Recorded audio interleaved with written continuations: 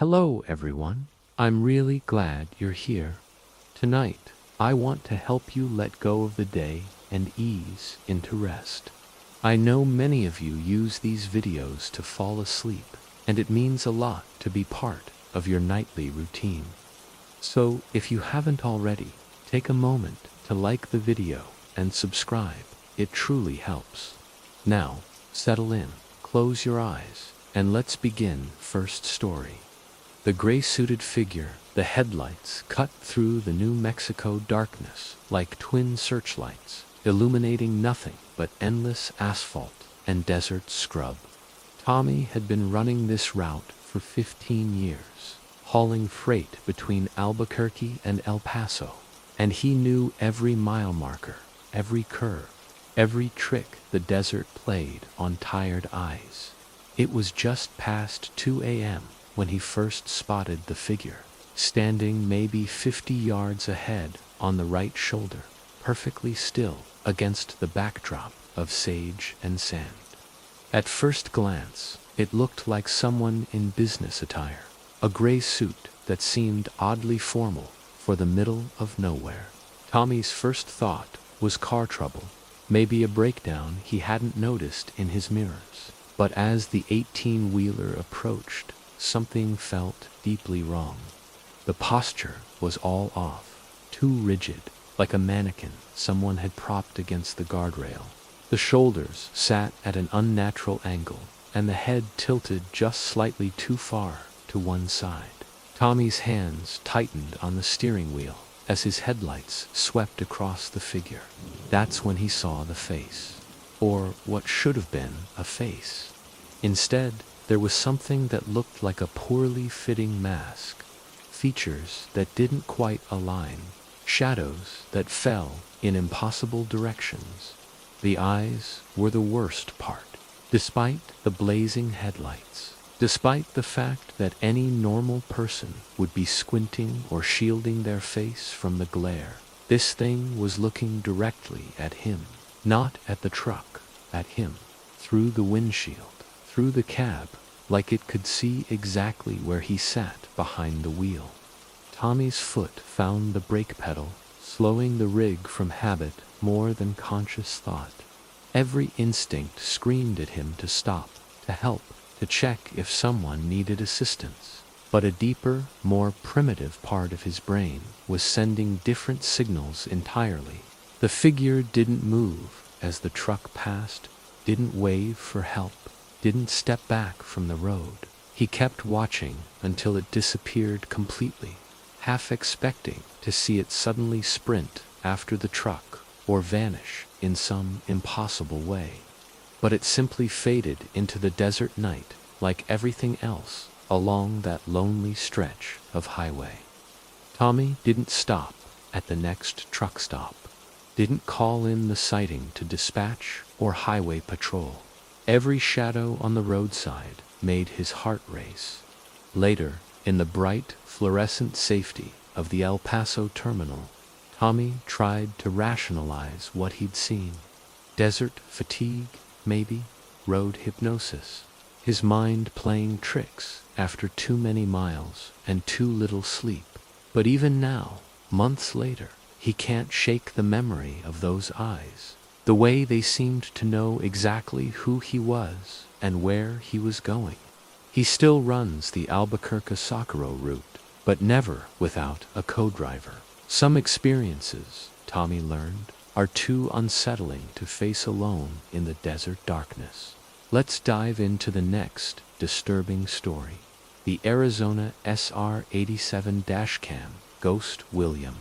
Church had installed the dashcam after his company's insurance requirements changed, but he never expected it to capture anything more interesting than bad drivers and scenic sunsets. The little device mounted to his windshield had recorded thousands of miles of routine highway footage, until that night on Arizona State Route 87, the timestamp read 2:30 a.m. A figure standing motionless on the highway shoulder, barely visible in the truck's headlight spill. At first, he assumed it was another stranded motorist, maybe someone whose car had broken down in the middle of nowhere. But as the 18-wheeler approached mile marker 200, William's blood went cold. The figure wasn't standing beside the highway. It was standing directly on the asphalt, right in the center of the northbound lane. But wrong somehow. Translucent. The yellow highway lines were clearly visible through what should have been solid legs, and the figure cast no shadow despite being directly illuminated by the truck's powerful headlights. William swerved slightly to avoid what his eyes insisted was there, even though logic told him it couldn't be. It simply stood there, ethereal and impossible, as the 18-wheeler thundered past. "What the hell?" William muttered, immediately checking his mirrors.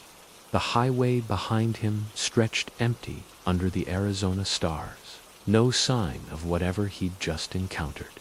But the dashcam had been recording the entire time.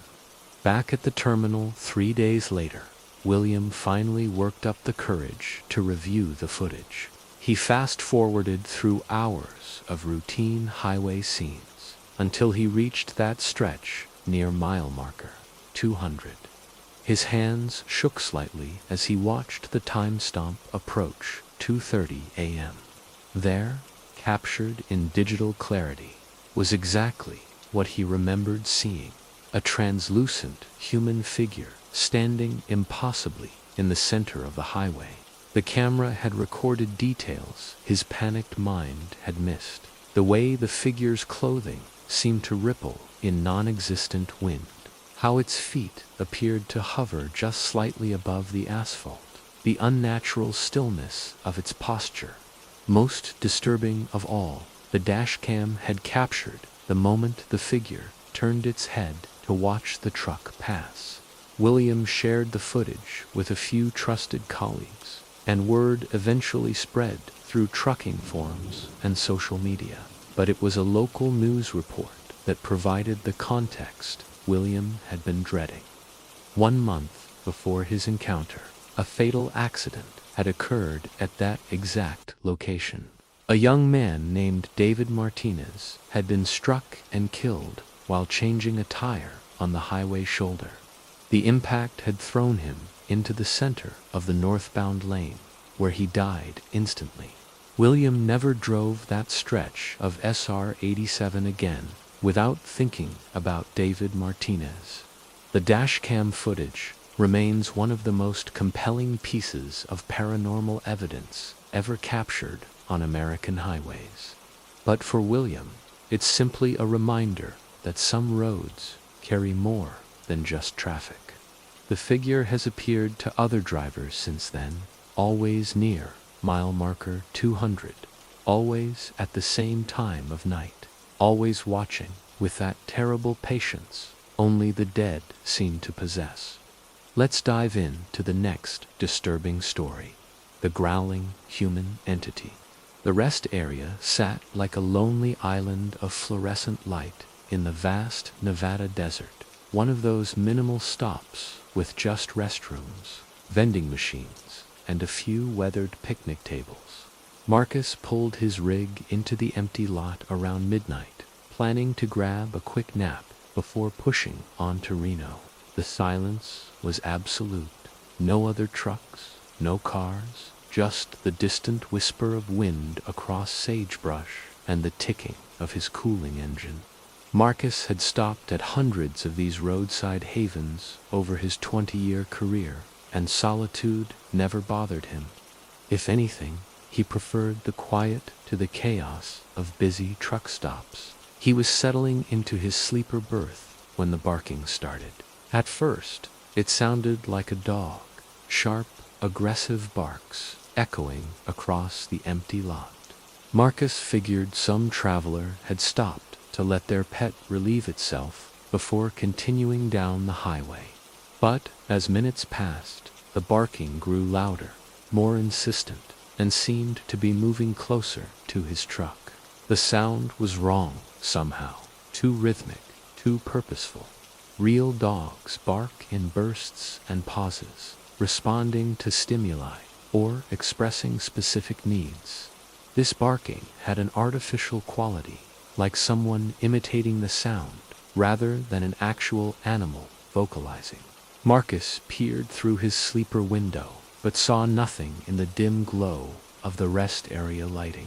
The barking continued, now directly outside his cab, just beyond the driver's door.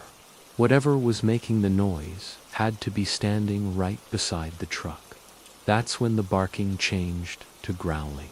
Low guttural sounds that raised the hair on Marcus's arms and sent primitive warning signals racing through his nervous system. This wasn't playful or territorial.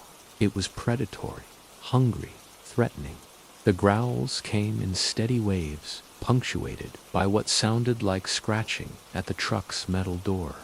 Marcus grabbed his flashlight and crept toward the driver's seat, moving as quietly as possible. He had a tire iron within reach and his cell phone, though service was spotty in this part of Nevada. The growling intensified as he approached the door, as if whatever was out there could sense his movement. Steeling himself, Marcus flicked on the flashlight and looked out the driver's window. A human face stared back at him. Not a dog, not an animal of any kind, but a person crouched beside his truck. A middle-aged man with wild, matted hair and clothes that looked like they hadn't been washed in months. But it was the eyes that made Marcus's blood freeze, completely human eyes, filled with an intelligence that was somehow wrong. Feral, disconnected from any recognizable emotion. The man was looking directly at Marcus through the window, still growling like a predator. Foam flecked the corners of his mouth, and his hands clawed at the truck's door handle with desperate persistence. When he saw Marcus's flashlight, the growling became louder, more aggressive, mixed with sounds that might have been words if they'd been shaped by a mind that still remembered human speech. Marcus fumbled for his keys, hands shaking as he started the engine. The growling thing outside responded to the diesel rumble with increased fury, circling the cab while continuing its terrible vocalizations, sometimes on two legs, sometimes dropping to all fours, like an animal. The truck lurched forward as Marcus released the air brakes, and the entity outside gave chase for perhaps 50 yards before falling behind. In his mirrors, Marcus watched the figure grow smaller and smaller until the rest area's lights faded completely. He drove straight through to Reno without stopping, adrenaline keeping him alert despite his exhaustion. At the terminal, he filed a report with local authorities, but follow-up calls revealed nothing. The rest area security cameras had malfunctioned that night, and no other drivers reported unusual encounters. Marcus still wonders what he encountered in that desert rest stop. Was it someone suffering from severe mental illness, driven to feral behavior by isolation and desperation? He takes his mandatory rest breaks at busy truck stops now, surrounded by other drivers and the comforting noise of civilization. Let's dive into the next disturbing story, the shapeshifter at the Mitan Turn. The Mitan Turn location was nothing more than a wide spot in a county road. Jake had been running this route for 3 years, always meeting his relief driver at exactly 3 a.m. for the load exchange. Tonight felt different from the moment he pulled up to the designated spot. The usual sense of routine comfort was replaced by an undefined uneasiness that made him check his mirrors repeatedly, creating strange shadows and distorting familiar landmarks. His relief driver, Carlos, was running late, unusual but not unprecedented. Jake settled into his sleeper berth to wait, planning to catch a few minutes of rest before the long drive back to Kansas City. The fog pressed against his windows like living things, and the single streetlight created more confusion than illumination. He was drifting toward sleep when the barking started, sharp, aggressive sounds that seemed to come from multiple directions at once. But this barking had an edge that made Jake's instincts scream warnings. He sat up in his bunk and peered out the sleeper window, trying to locate the source of the noise. Perhaps another trucker who had stopped to investigate the barking. Then the figure moved closer to Jake's cab window, and his perception of reality began to fracture. It was definitely a man, but something fundamental was wrong with the picture. The figure stood perhaps 2 feet from Jake's window, close enough that Jake could see details despite the fog and darkness.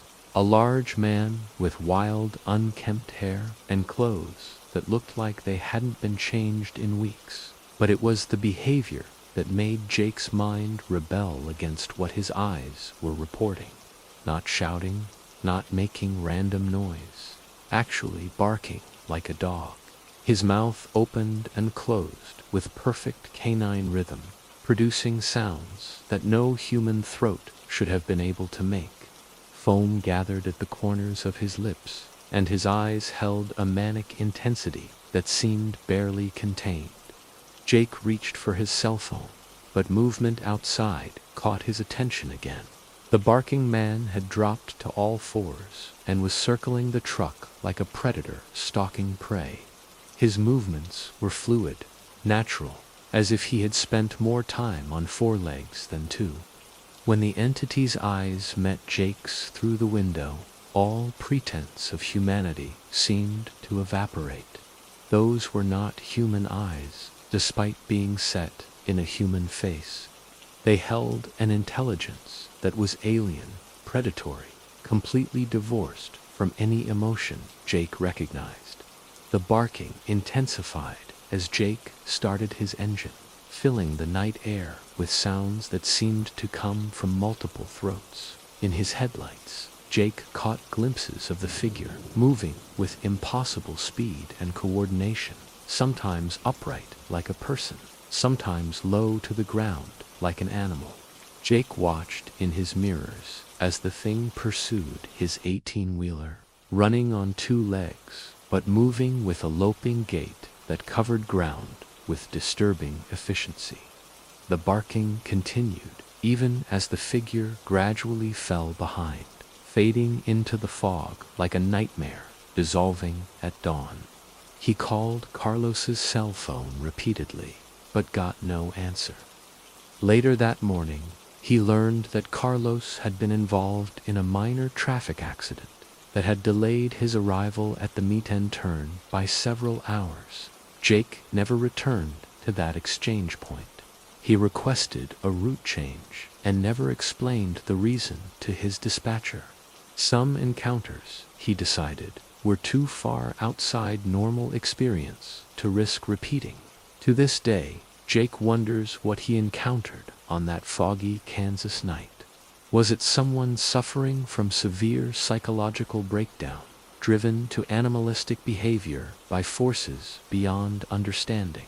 Or had he witnessed something that challenged every assumption about the boundaries between human and animal, rational and feral, real and impossible? The barking still echoes in his dreams sometimes, reminding him that the highways hold mysteries that defy explanation. Let's dive into the next disturbing story. The shadow person of I-77. The interstate on-ramp curved through a section of Charlotte that always felt slightly off to experienced drivers, too quiet for a major city, too isolated despite being surrounded by urban development. Derek had been hauling freight through this area for 8 years, but he'd never encountered anything like what waited for him that humid August night. It was just past midnight when he spotted the figure standing near the I-77 on-ramp, illuminated by a combination of streetlight and ambient city glow. At first glance, Derek assumed it was someone waiting for a ride, or perhaps a homeless individual seeking shelter near the highway infrastructure. But as his headlights swept across the area, The figure's appearance made Derek's blood run cold. The person, if it was a person, seemed to absorb light rather than reflect it. The skin appeared completely matte black, not like someone of African descent or someone covered in paint, but rather like a three-dimensional shadow that had somehow gained physical form.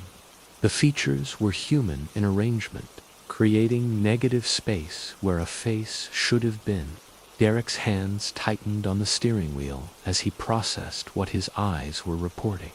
The figure stood perfectly motionless, arms at its sides, facing the oncoming traffic with a patience that felt predatory. There was something fundamentally wrong with its proportions. Too tall, too thin, with limbs that seemed slightly longer than human anatomy would allow. Most disturbing of all was the complete absence of any identifying characteristics. No clothing, no accessories, no individuality of any kind. Just a human-shaped void standing beside one of Charlotte's busiest highways as if it belonged there. Derek's first instinct was to pull over and investigate. Every decent person stops to help someone who might be in distress, and his trucker's code demanded that he at least check whether assistance was needed. But something deeper than conscious thought was screaming warnings, filling his nervous system with fight-or-flight chemicals that made his heart race. He compromised by slowing down and pulling into the right lane, intending to get a better look at the figure as he passed. Maybe it was just strange lighting. Maybe his tired eyes were playing tricks after too many hours on the road. There had to be a rational explanation for what he was seeing. As the 18-wheeler drew alongside the on-ramp, the shadow figure turned its head to watch Derek pass. The movement was slow, deliberate, tracking the truck's progress with an attention that felt intensely personal. Despite having no visible eyes, Derek could feel the thing's gaze boring through his cab windows, examining him with an intelligence that made his skin crawl. Derek accelerated past the on-ramp and immediately began looking for a safe place to turn around. Whether the figure was human or something else entirely, he couldn't just drive away without attempting to help, or at least calling authorities to investigate. He found an exit 2 miles down the highway and circled back, approaching the on-ramp from the opposite direction. His plan was simple: pull over, keep the engine running, and use his cell phone to call 911 if the situation looked dangerous. But when Derek reached the on-ramp again, the shadow figure was gone. He parked on the shoulder and swept the area with his flashlight, looking for any sign of where the entity might have gone. The on-ramp was empty. No hiding places, no vehicles that might have picked up a stranded person. The figure had simply vanished as completely as if it had never existed. Derek sat in his idling truck for 20 minutes, watching the on-ramp and waiting for something to reappear. The area remained empty, except for the occasional car merging onto I-77, their headlights revealing nothing but concrete and shadows. He never filed a report with authorities or mentioned the encounter to his fellow drivers. How do you explain something that challenges every assumption about the nature of reality? How do you describe an entity that seemed to be made of darkness itself, standing beside a major highway in the middle of a populated city? Derek still runs routes through Charlotte, but he avoids that particular on-ramp whenever possible. When his schedule forces him past the location, he keeps his eyes fixed on the road ahead and tries not to remember the way that impossible figure had tracked his movement with such focused attention. Some encounters, Derek learned, are too far outside normal experience to process completely. They become part of the strange mythology that every long-haul trucker accumulates over years of highway travel, unexplained moments that remind you how little we truly understand about the world around us. Let's dive into the next disturbing story. The headless discovery, the Montana highway stretched endlessly through landscapes that seemed untouched by human civilization. Mile after mile of rolling hills covered in prairie grass and punctuated by distant mountain ranges. Tommy loved these remote routes, the solitude, the vast skies, the feeling of being completely alone with his thoughts, and the rhythm of the road. He'd been driving for 6 hours without seeing another vehicle when something in his headlights made him tap the brakes in confusion. Something large lay in the center of the highway, directly in his path. At first glance, Tommy thought it might be a deer or elk that had been struck by another vehicle. But as his headlights illuminated the scene more clearly, his mind struggled to process what he was seeing. It was definitely organic, definitely dead, but unlike any roadkill Tommy had encountered in 15 years of long-haul trucking. The mass was roughly human-sized, but completely wrong in ways that made his stomach clench with instinctive revulsion. Tommy brought his 18-wheeler to a complete stop about 50 yards from the object and grabbed his flashlight. Protocol demanded that he investigate potential road hazards and report them to authorities. But every instinct was screaming at him to simply drive around the obstruction and continue toward his destination. The thing lying in the road had no head. That fact registered first, followed quickly by the realization that it also had no skin. What remained was a mangled mass of tissue and bone that looked like something had systematically stripped away every trace of external covering. The rib cage was intact, held together by ligaments and connective tissue, but completely exposed to the Montana night air. Most disturbing of all, there was no fur. If this had been an animal carcass, there should have been hair or hide somewhere in the mess. But whatever lay in Tommy's headlight beams was completely devoid of any covering, natural or artificial. No clothing, no pelt, nothing but raw anatomy arranged in a pattern that suggested something had been very methodical in its work. Tommy approached the carcass slowly, flashlight beam dancing across details he wished he couldn't see so clearly. The bones were definitely mammalian, possibly human-sized, but the arrangement was wrong somehow. Proportions that didn't quite match any anatomy he recognized. Joints that bent at angles that seemed impossible. The smell hit him when he got within 10 feet. Not the normal decay of roadkill, but something sharper, more chemical, like meat that had been treated with preservatives or cleaning agents, then left to rot in the open air. Tommy's gag reflex triggered, and he stepped back, covering his nose with his shirt. That's when he heard the first yip. Coyotes approaching from the darkness beyond his headlight range. Their vocalizations started as curious investigation calls, but quickly shifted to the aggressive sounds of pack animals claiming territory. Tommy's flashlight caught the reflection of eyes moving through the prairie grass, multiple sets circling his position with obvious intent. The headless carcass suddenly seemed less mysterious and more immediately dangerous. Whatever had created this scene might still be in the area, and Tommy's truck was now surrounded by predators, drawn to the scent of carrion.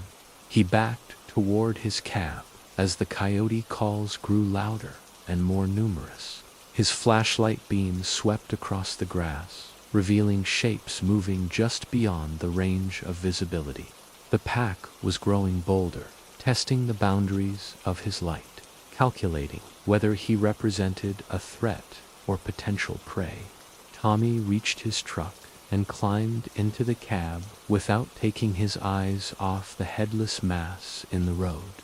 The coyotes had emerged from the grass now, perhaps a dozen animals circling the carcass with the patience of experienced scavengers.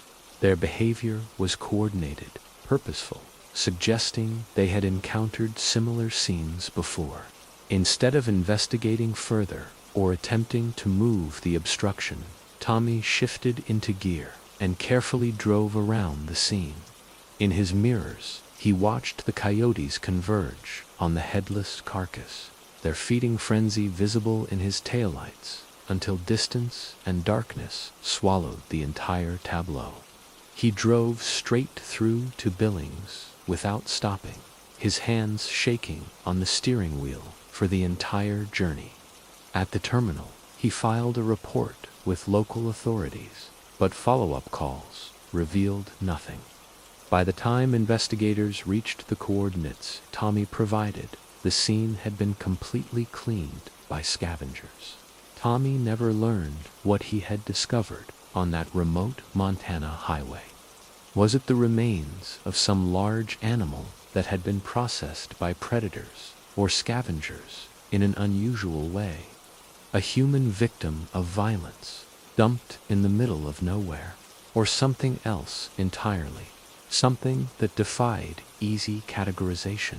The memory still haunts his dreams sometimes, especially the systematic way all external covering had been removed, as if something had been very precise in its work. Tommy takes different routes through Montana now, avoiding the most isolated stretches where civilization feels like a distant concept, and the vastness of the landscape can hide any number of mysteries. Some discoveries, he learned, are too disturbing to pursue completely. Sometimes the smart choice is to drive away and let the wilderness keep its secrets. Let's dive into the next disturbing story: the trucker's doppelganger. Mike had been running the same route for 7 years, a quiet, rural highway that wound through eastern Tennessee's rolling hills, connecting small towns that bigger truckers avoided. The pay wasn't spectacular, but the scenery was peaceful and the traffic was light. Most importantly, it felt safe in a way that the interstates never did.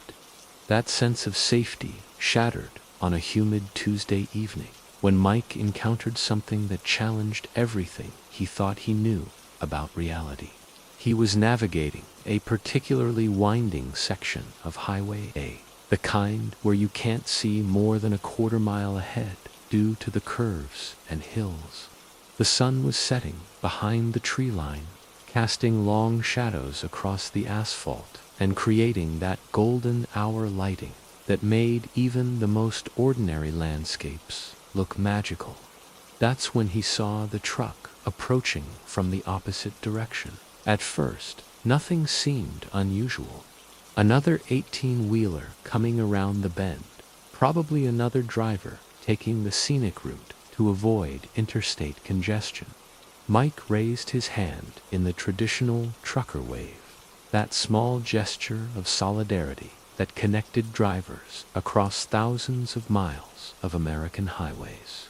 But as the trucks drew closer, Mike's casual wave froze halfway to completion. The approaching rig was identical to his own. Not similar, identical. Same model Peterbilt, same color scheme, same mud flaps, even the same small dent in the front bumper that Mike had acquired 3 months earlier, when a deer bounded into his path near Cookeville. Mike's rational mind immediately began generating explanations. Fleet trucks often looked similar. Maybe his company had ordered multiple identical rigs. Maybe another driver had customized his truck to match Mike's specifications. There had to be a logical reason for the uncanny resemblance. Then he saw the driver. As the two trucks passed each other, Mike found himself looking directly into his own face. Not someone who resembled him, not a distant relative or a stranger with similar features. It was Mike himself. Exact same beard, same red hair poking out from under the exact same baseball cap, even the same blue flannel shirt he was currently wearing. The other Mike was staring back with the same expression of shocked recognition, and their eyes met through the driver's side windows with an intensity that made Mike's hands shake on the steering wheel. The encounter lasted perhaps 3 seconds, the time it takes for two trucks traveling in opposite directions to pass each other on a 2-lane highway. But in those 3 seconds, Mike felt his understanding of reality fracture like glass struck by a hammer. He immediately began looking for a place to turn around, his mind racing with questions and possibilities. Had he somehow passed through a mirror dimension? Was this some kind of elaborate prank? Had stress and fatigue finally caused him to hallucinate in the most specific way possible? Mike found a farm road about a mile down the highway and executed a careful 3-point turn, his heart pounding as he retraced his route. He had to find that other truck, had to confirm what he'd seen, or prove to himself that his mind was playing tricks. But when he reached the spot where the encounter had occurred, the highway stretched empty in both directions. No truck, no tire marks, no evidence that another vehicle had been on this road at all. Mike drove for 20 miles in the direction the other truck had been traveling, checking every side road and pulling into every driveway, but found nothing. The experience left Mike deeply shaken in ways he struggled to articulate. It wasn't just the visual impossibility of seeing himself driving an identical truck. It was the recognition in those other eyes, the sense that this other version of himself had been equally surprised by the encounter. Over the following days, Mike found himself questioning everything about his daily routine. Was he living one life, or somehow splitting his existence across multiple realities? Had he glimpsed a parallel version of himself? Or was his mind creating elaborate fantasies to cope with the isolation of long-haul trucking? The uncertainty became unbearable. Every time Mike saw his reflection in a mirror or window, he wondered if somewhere else, another version of himself, was looking back with the same confused recognition. Every truck that resembled his own made his pulse quicken with the possibility of another encounter. 3 weeks after the incident, Mike submitted his resignation to the trucking company. He told his supervisor that he was pursuing other opportunities, but the truth was simpler and more unsettling. He could no longer trust his own perceptions behind the wheel. Mike never returned to that rural Tennessee highway, and he never drove professionally again. Some encounters, he learned, are too fundamental to ignore or rationalize away. Sometimes the only response to an impossible experience is to completely change the circumstances that made it possible.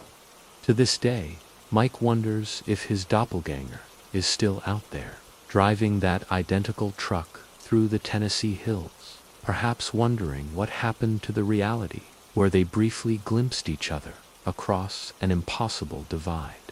Let's dive in to the next disturbing story. The black rig phenomenon, the legends, started before anyone could pinpoint exactly when or where. Truckers began sharing stories in diners and truck stops across the Pacific Northwest.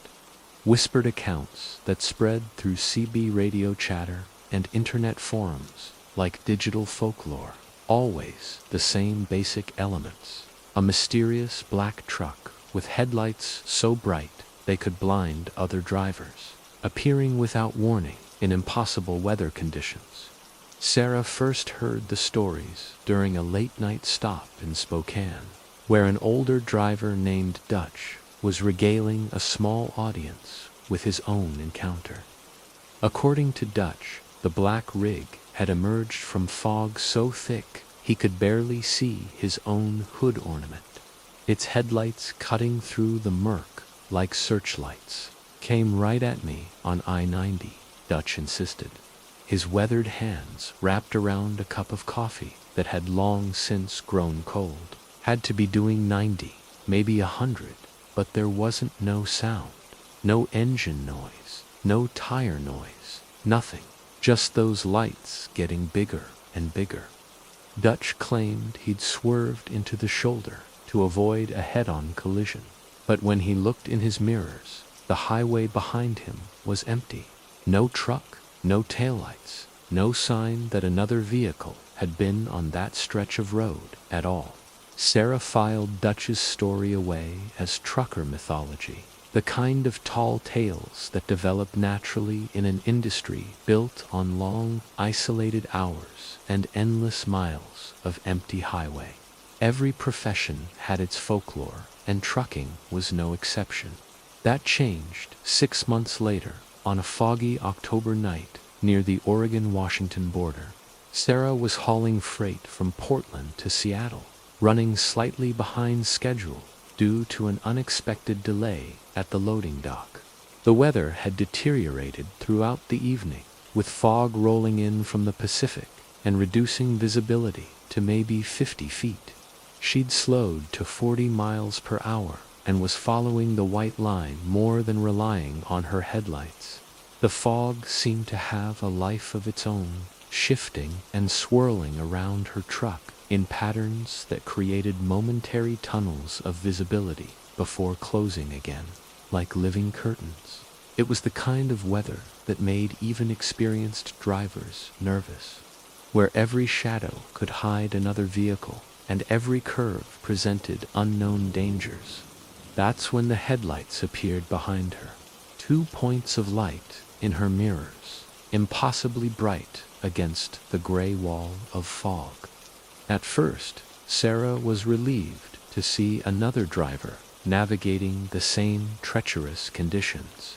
Misery loves company, and bad weather always felt less threatening when you weren't the only vehicle on the road. But as the lights drew closer, Sarah's relief turned to concern, then alarm, then something approaching terror. The pursuing vehicle was gaining on her 18-wheeler at a speed that seemed suicidal in these conditions. The headlights grew larger and brighter in her mirrors, their intensity actually painful to look at directly. Sarah adjusted her mirrors to reduce the glare, but the lights seemed to cut through the fog with an efficiency that defied physics. She grabbed her CB radio and tried to raise the other driver. "Black truck behind me on I-5 northbound. You're coming up way too fast for these conditions. Back it down before you rear-end somebody." No response, just the steady approach of those blinding lights. Sarah accelerated slightly, hoping to maintain safe following distance. But the other truck matched her speed effortlessly. In her mirrors, she could now make out the shape of the pursuing vehicle, a massive black rig that seemed to absorb the fog around it rather than being obscured by it. The truck was unlike anything Sarah had seen in 15 years of professional driving. The proportions were wrong somehow, too large and too low, with a sleek profile that seemed designed for speed rather than hauling freight. No company markings were visible, no identification numbers, no indication of what cargo it might be carrying. Most disturbing of all was the silence. Despite being close enough that Sarah should have been able to hear its engine over her own diesel rumble, the black truck made no sound at all. It moved through the fog like a ghost, tracking her movements with an attention that felt predatory. Sarah's speedometer climbed to 60, then 70 miles per hour, dangerously fast for the conditions but necessary to maintain distance from her mysterious pursuer. The black truck matched her acceleration without effort, its headlights now filling her mirrors completely and illuminating the interior of her cab with harsh white light. Just when Sarah was certain a collision was inevitable, she saw something that made her question her own sanity. Through the fog ahead, another set of headlights was approaching from the opposite direction. The oncoming vehicle appeared to be moving at normal highway speed, completely unaware of the high-speed chase developing in the northbound lanes. Sarah braced for impact, certain she was about to witness a catastrophic head-on collision between the mysterious black truck and whatever was approaching from the south. She eased off the accelerator and prepared to pull over to render assistance, her heart pounding as the three vehicles converged on the same stretch of highway. The oncoming headlights passed harmlessly in the southbound lane. Sarah's truck continued north at reduced speed, but when she checked her mirrors, the black rig had vanished completely, as if it had never existed at all. Sarah pulled over at the next rest area and sat in her cab for 20 minutes, hands shaking as she tried to process what she'd experienced. She called her dispatcher to report the incident, but found herself struggling to describe an encounter that sounded impossible even to her own ears. Later, investigation revealed no other trucks in the area at that time, no reports of speeding vehicles, no evidence that the black rig had ever been on I-5 at all. The fog lifted within an hour, revealing empty highway stretching for miles in both directions. Sarah continued driving professionally for 3 more years, but she never forgot that night near the Oregon-Washington border. She joined the growing community of drivers who had encountered the black rig phenomenon, comparing notes and trying to understand what they had witnessed. The stories continue to spread through trucking communities across the Pacific Northwest. Always the same elements: impossible speed, blinding headlights, complete silence, and mysterious disappearances. Some drivers claim it's a warning of dangerous weather conditions. Others believe it's the ghost of a trucker who died in a fog-related accident. Sarah isn't sure what she encountered that October night, but the experience left her with a profound respect for the mysteries that exist on America's highways. Some phenomena, she learned, resist easy explanation and demand to be accepted on their own impossible terms. Let's dive into the next disturbing story: the Clinton Road Phantom. Clinton Road in West Milford, New Jersey, has earned its reputation as one of America's most haunted stretches of asphalt through decades of unexplained encounters, mysterious disappearances, and phenomena that defy rational explanation. For truckers, the narrow, winding road represents a special kind of challenge, not just because of its tight curves and limited visibility, but because of what local legend says travels those dark miles after sunset. Tommy Rossini had heard the stories, of course. Every driver working the northeastern corridor knew about Clinton Road and the Phantom, black pickup that allegedly patrolled its 10-mile length. According to legend, the ghost of Giles Jones, a local man who had died in a car accident decades earlier, drove the road each night, searching for something or someone he'd lost in life.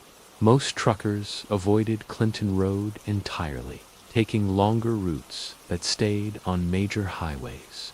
But Tommy was behind schedule on a delivery to northern New Jersey, and his GPS was routing him through back roads to avoid construction delays on I-80 when Clinton Road appeared on his navigation display as the fastest route to his destination. Tommy decided to risk it. The decision almost cost him his life.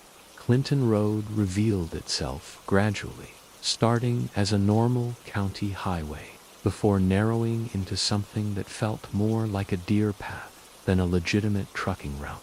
Ancient trees pressed close to the asphalt, their branches forming a canopy so thick that Tommy's headlights barely penetrated the darkness ahead. The first sign of trouble came around mile marker 3, where Tommy's CB radio began crackling with static that resolved into what sounded almost like voices, not clear enough to understand, but rhythmic enough to suggest human communication. Tommy adjusted the squelch and checked his antenna connections, but the phantom transmissions continued. By mile marker 5, Tommy was seriously reconsidering his route choice. The road had become a series of sharp curves and steep grades that made maneuvering his 18-wheeler a constant challenge. Tree branches scraped against his trailer with sounds like fingernails on metal, and his headlights revealed glimpses of abandoned structures half hidden in the forest. That's when he saw the headlights in his mirrors, 2 points of light, following at a distance that suggested another driver familiar with Clinton Road's challenges. Tommy felt a moment of relief. If someone else was comfortable driving this route, maybe his concerns were overblown. Perhaps local drivers used Clinton Road regularly as a shortcut, despite its reputation. But as the following vehicle drew closer, Tommy's relief transformed into unease. The headlights had an odd quality, too bright and too focused, like spotlights rather than normal automotive lighting. They seemed to cut through the forest darkness with an intensity that hurt to look at directly. Vehicle following northbound on Clinton Road, you got your ears on static-filled voices on his radio, immediately stopped, replaced by complete silence that felt more ominous than the phantom transmissions had been. The pursuing headlights were gaining ground rapidly, approaching Tommy's trailer at a speed that seemed reckless for the narrow, winding road. Tommy accelerated slightly, hoping to maintain safe following distance, but quickly realized he was approaching the limits of what his rig could handle on these curves. Through his mirrors, Tommy caught glimpses of the following vehicle as it navigated the road's switchbacks. It appeared to be a pickup truck, dark-colored and low-slung, with modifications that suggested either racing or off-road use. But there was something wrong with its proportions, something that made Tommy's eyes refuse to focus properly on its details. The truck's behavior became increasingly aggressive as they approached mile marker 7. It would surge forward on straight sections, forcing Tommy to accelerate beyond comfortable limits, then fall back during curves as if its driver was playing some kind of deadly game. Most disturbing of all were the sounds Tommy began hearing over his engine noise, sharp reports that sounded almost like gunshots, echoing through the forest with a regularity that suggested deliberate timing. Local legend claimed that Giles Jones carried a shotgun and would fire at vehicles that entered his territory. But Tommy had dismissed such stories as rural folklore. Now, with each echoing report, that folklore seemed terrifyingly plausible. Tommy's speedometer climbed past 60 miles per hour, far too fast for Clinton. Roads conditions, but necessary to stay ahead of his mysterious pursuer. Tree branches whipped past his cab windows, and his trailer swayed dangerously through the tighter curves. The phantom truck matched his speed effortlessly, its headlights now filling Tommy's mirrors completely. Just as Tommy was certain his trailer would jackknife on the next curve, with streetlights and traffic that would surely discourage whatever was pursuing him through the forest. Tommy took the final curve at dangerous speed, his trailer's rear wheels sliding slightly on the asphalt before finding traction again. His headlights swept across the Route 23 intersection, revealing familiar highway markings and the comforting sight of normal traffic patterns. In his mirrors, the phantom headlights had vanished completely. Tommy pulled into the first well-lit parking lot he could find and sat in his cab for 30 minutes, hands shaking as he tried to process what he'd experienced. He called local police to report the aggressive driver, but found himself struggling to describe an encounter that sounded like folklore rather than fact. Investigation revealed no reports of other vehicles on Clinton Road that night. No evidence of gunshots or property damage. No indication that Tommy had been pursued by anything more substantial than his own imagination. But Tommy knows what he experienced on those dark miles between West Milford and Route 23. The phantom headlights, the aggressive pursuit, the echoing reports that might have been gunshots. All of it felt more real than any dream or hallucination. Tommy never drives Clinton Road again, taking longer routes that stay on major highways regardless of schedule considerations. Some roads, he learned, carry more than just traffic. Some places hold memories so strong they continue to play out long after their original participants have moved beyond the physical world. The legend of Giles Jones and his phantom pickup continues to attract curious visitors to Clinton Road. But experienced truckers know better than to test whether the stories are true. Some encounters, they understand, are too dangerous to risk for the sake of curiosity or convenience. Let's dive into the next disturbing story. The Montana Highway 93 Phantom Truck. Highway 93 stretches through some of Montana's most beautiful and desolate country. Winding between Missoula and Kalispell through the Flathead Valley. During winter months, this stretch becomes particularly treacherous. Snow-covered peaks looming on either side, ice patches appearing without warning, and visibility that can drop to mere feet in sudden blizzards. I'd driven this route countless times, but never during a storm like the one that hit in February. The Weather Service had issued warnings, but I was young and overconfident, believing my four-wheel drive could handle anything Montana threw at me. The snow began falling around Polson, gentle flakes that seemed innocent enough. By the time I reached Ronan, those flakes had transformed into a wall of white that made my headlights nearly useless. The smart thing would have been to pull over, wait it out in a warm diner, but I was expected home and stubbornly pressed on. That's when I first saw the truck. It appeared in my rear-view mirror somewhere north of St. Ignatius, emerging from the swirling snow like a ghost materializing from fog.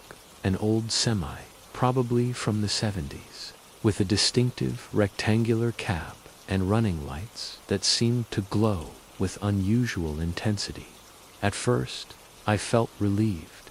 Another traveler meant I wasn't completely alone on this increasingly dangerous stretch of highway. But something felt ... wrong. The truck maintained a steady distance behind me, never gaining, never falling back, despite my varying speeds. When I slowed for particularly icy sections, it slowed. When I accelerated on clearer stretches, it matched my pace perfectly. The headlights in my mirror never wavered, never shifted position even slightly. I tried telling myself it was just another driver being cautious, following my lead through the storm. But as miles passed, that explanation began feeling hollow. No driver maintains such precise distance for so long. No truck moves with such supernatural steadiness through conditions that had me constantly adjusting my grip on the steering wheel. Near Ninipite, the storm intensified to near whiteout conditions. I could barely make out the yellow center line, relying more on instinct than vision to keep my vehicle on the road. My hands were cramping from gripping the wheel so tightly, sweat beading on my forehead despite the cold seeping through the windows. That's when the real terror began. A massive semi materialized directly ahead, jackknifed across both lanes, completely blocking the highway. I slammed on my brakes, felt my truck slide sideways on the ice, certain I was about to become another highway fatality statistic. My headlights illuminated the overturned trailer, and I could see it was loaded with logs, several of which had spilled across the asphalt. But just as collision seemed inevitable, my truck somehow found traction and stopped mere inches from the wreckage. My heart hammered against my ribs as I sat there in the sudden silence, engine idling, snow pelting the windshield. I looked in my rearview mirror for the phantom truck that had been following me, expecting to see it sliding toward my rear bumper. The mirror showed only empty highway disappearing into swirling snow. No headlights, no truck, nothing. Confused and shaken, I put the vehicle in reverse to back up and assess the situation. But when I looked forward again, the jackknifed semi had vanished. The highway stretched clear and empty ahead, as if the massive wreckage had never existed. I sat there for several minutes, engine running, trying to process what had just happened. Had I imagined the whole thing? Was exhaustion and stress causing hallucinations? But the adrenaline still coursing through my system felt real enough, and the memory of nearly colliding with that overturned trailer remained vivid and terrifying.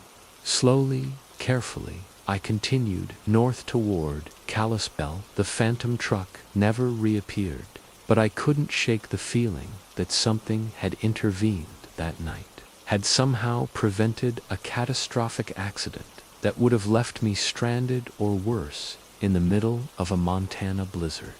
When I finally reached home, hours later, I researched highway accidents on that stretch of 93. What I discovered chilled me more than the winter storm.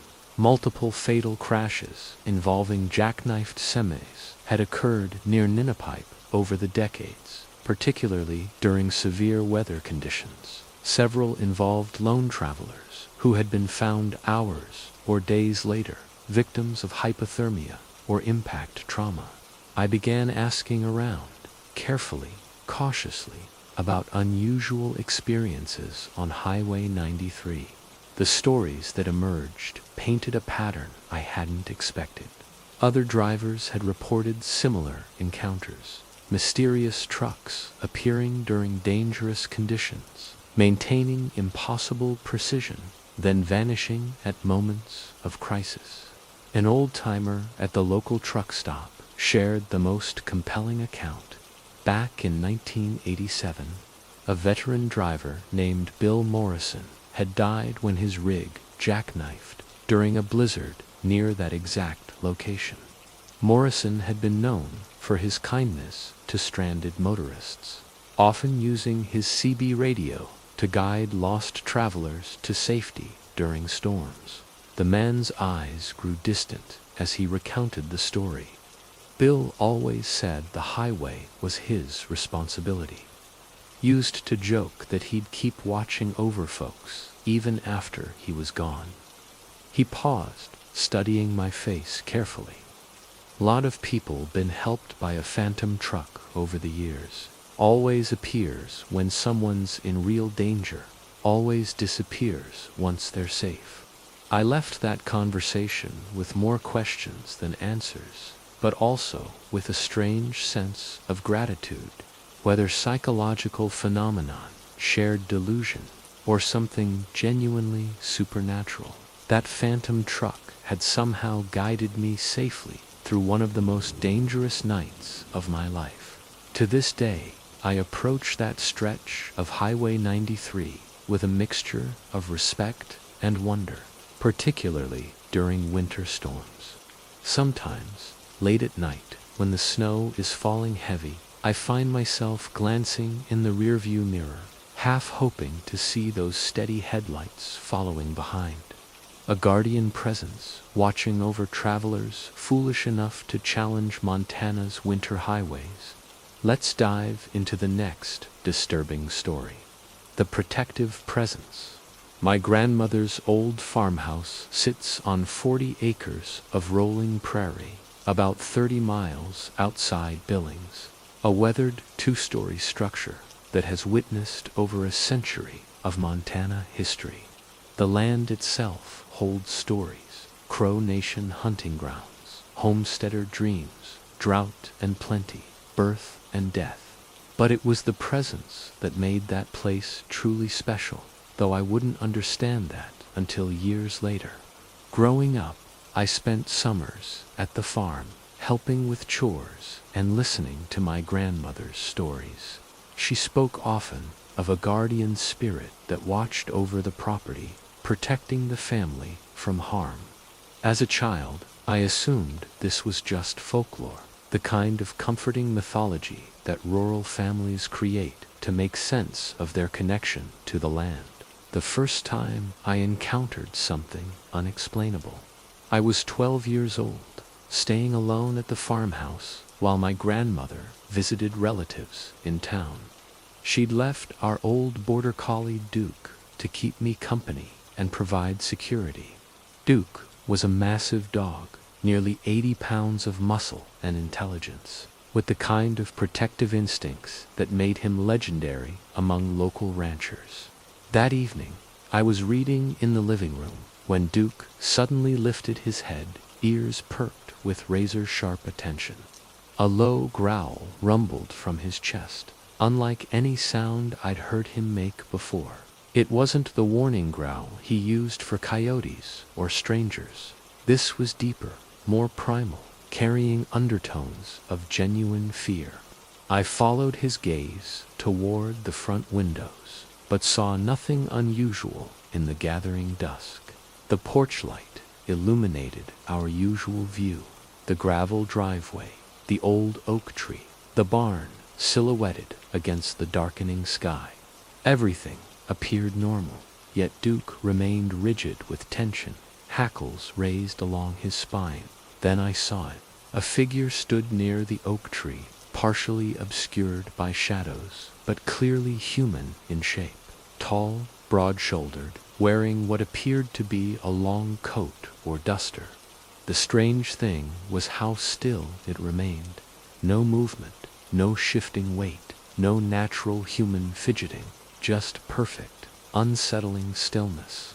Duke's growling intensified, but he made no move toward the door. Instead, he positioned himself directly between me and the windows, his body language screaming protection mode. This confused me because Duke had never shown fear of anything. He'd faced down mountain lions and aggressive bulls without hesitation, but this figure had him genuinely terrified. I crept closer to the window, trying to get a better look at our mysterious visitor. The figure remained motionless, and I began questioning whether I was seeing an actual person or just a trick of light and shadow. But as I watched, the shape seemed to shift slightly, turning what might have been its head in my direction. That's when Duke bolted. The dog that had never shown fear of anything suddenly whined and retreated deeper into the house, tail between his legs. I heard him scramble up the stairs, probably seeking refuge under my grandmother's bed. I was left alone in the living room, staring at a figure that shouldn't exist, but clearly did. For what felt like hours, but was probably only minutes, I stood frozen at the window. The figure never moved closer to the house, never made any threatening gestures, but its presence radiated something that made every instinct scream danger. Not malevolent exactly, but overwhelmingly powerful in a way that human consciousness couldn't process. Then, between one heartbeat and the next, it was gone. Not walking away, not fading gradually, just ... absent. The space beneath the oak tree stood empty, as if nothing had ever been there. I spent the rest of the night huddled in my grandmother's bedroom with Duke, neither of us willing to venture downstairs until morning. When my grandmother returned the next day, I tried to describe what had happened, but the words felt inadequate. How do you explain an encounter that defied rational explanation? She listened quietly, nodding occasionally, her weathered face showing no surprise. When I finished, she was quiet for a long moment, staring out toward the oak tree. "That's the guardian," she said finally. "Been watching over this land longer than our family's been here. Most times you never see him, but when there's real danger," she trailed off, studying my face carefully. "Did you feel threatened, like he meant you harm?" I thought about it, honestly. The figure had been terrifying, but in the way that all encounters with the unknown are frightening. There had been no sense of malice, no feeling that it wished me ill. If anything, the presence had felt protective, like a sentry standing watch. "No," I admitted. "More like he was guarding something." My grandmother nodded, satisfied. "Good. That means he accepted you. Not everyone gets to see him and feel safe about it." Over the following years, I heard more stories about the guardian presence. Neighbors spoke in hushed tones about times when dangerous strangers had approached the property, only to suddenly change their minds and leave. Predatory animals avoided the area, despite abundant prey. Even severe storms seemed to break apart before reaching the farmhouse, as if something was deflecting nature's worst fury. The most compelling account came from my uncle, a skeptical man who rarely indulged in what he called supernatural nonsense. He'd been working late in the barn one autumn evening when 3 men with obvious criminal intent had driven onto the property. He'd watched from the loft as they approached the house, clearly planning some kind of break-in. Then this figure appeared, my uncle recounted, his voice dropping to barely above a whisper.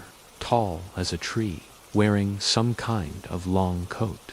Didn't say a word, didn't make any threatening moves, just stood there watching them. Those 3 tough guys took one look and practically ran back to their car. Never saw anyone clear out so fast. I experienced the guardian's protection one final time during college, when I was staying at the farmhouse over Christmas break. A blizzard had knocked out power lines, leaving me alone with a wood stove and battery-powered radio. Around midnight, I heard vehicles approaching, multiple engines' doors slamming, voices discussing something in low tones.